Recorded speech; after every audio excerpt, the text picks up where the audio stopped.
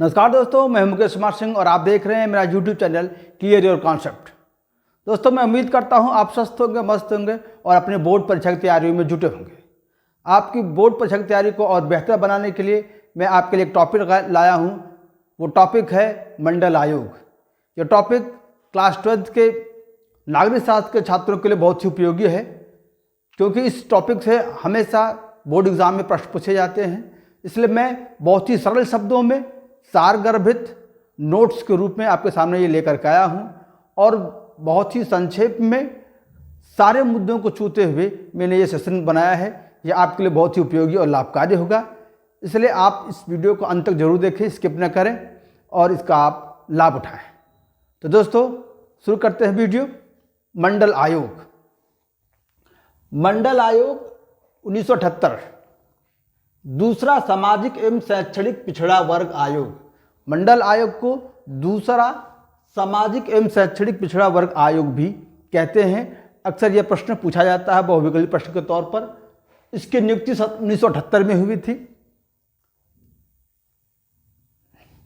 मंडल आयोग, जो दूसरा सामाजिक एवं शैक्षणिक पिछड़ा आयोग था, का गठन भारत के सामाजिक या शैक्षिक रूप से पिछड़े वर्गों की पहचान के लिए 1978 में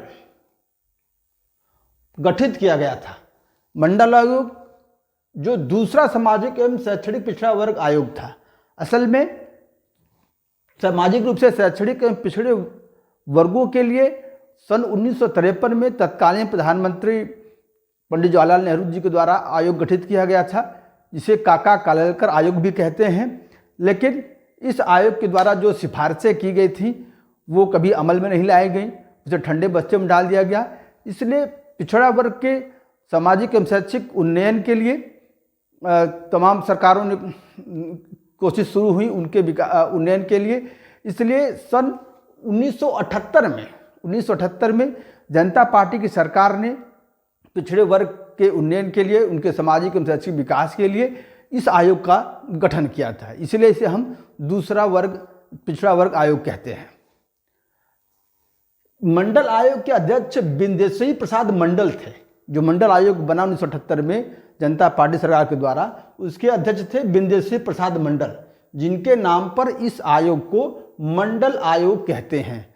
बिंदेश्वरी प्रसाद मंडल को बीपी मंडल कहते हैं और इन्हीं चूंकि अध्यक्ष थे तो इनके ही नाम पर इस आयोग को मंडल आयोग कहा जाता है। इस आयोग ने वर्ष 1980 में अपनी रिपोर्ट प्रस्तुत की। 78 में गठित किया गया, 1980 में रिपोर्ट प्रस्तुत की, लेकिन इस आयोग की जो रिपोर्ट थी वो लागू हुई वर्ष 1990 में। इसे राष्ट्रीय मोर्चा की सरकार, जिसके प्रधानमंत्री विश्वनाथ प्रताप सिंह थे, ने लागू की।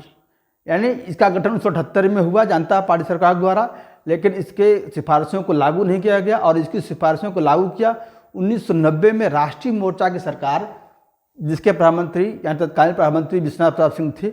उन्होंने इस आयोग की सिफारिशों को लागू किया। अब हम जानते हैं इस आयोग की प्रमुख सिफारिशें।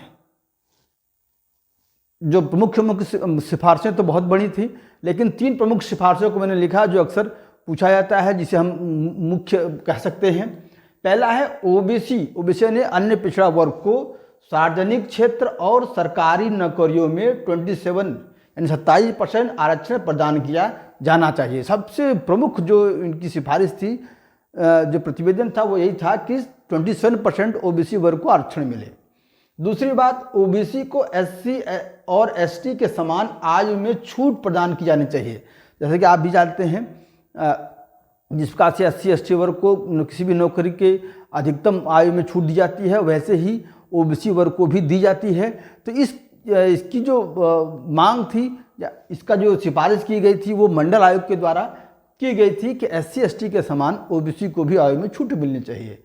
तीसरी जो प्रमुख सिफारिश थी, सार्वजनिक क्षेत्र के उपक्रमों, ये तो सरकारी नौकरी की बात है। सरकारी जो सार्वजनिक क्षेत्र जो सरकारी उपक्रम है, जैसे बैंक, सरकारी अनुदान प्राप्त निजी क्षेत्र के उपक्रम और कॉलेजों और विश्वविद्यालय में आरक्षण प्रदान किया जाना चाहिए।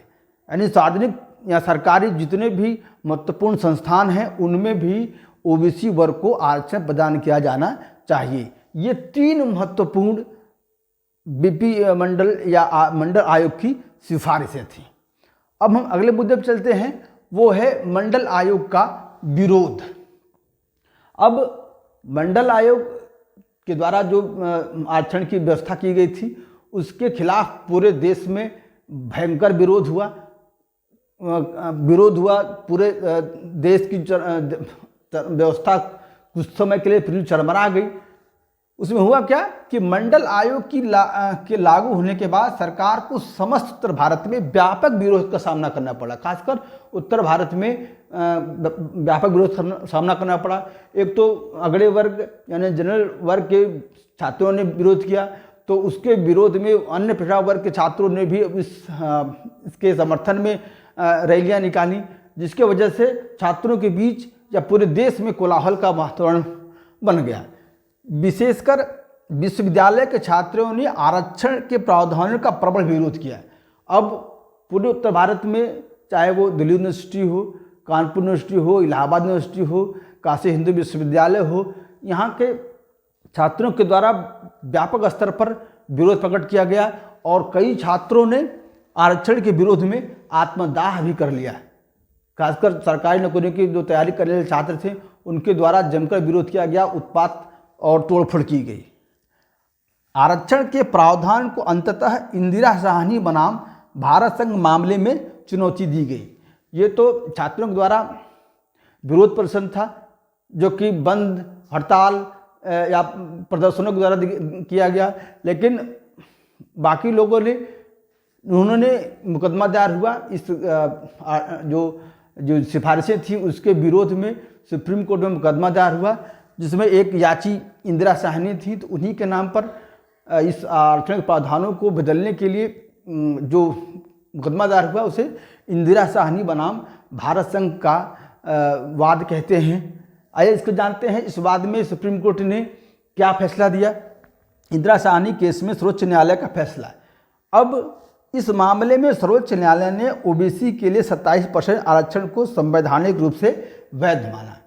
तो जो जिस बात का विरोध हो रहा था उस पर उसकी सिफारिशों को सही माना, वैध माना सुप्रीम कोर्ट के द्वारा, यानी उसकी वैधता प्रश्न जो लगाया जा रहा था, इस पर जो विवाद हो रहा था उसकी वो बंद हुआ।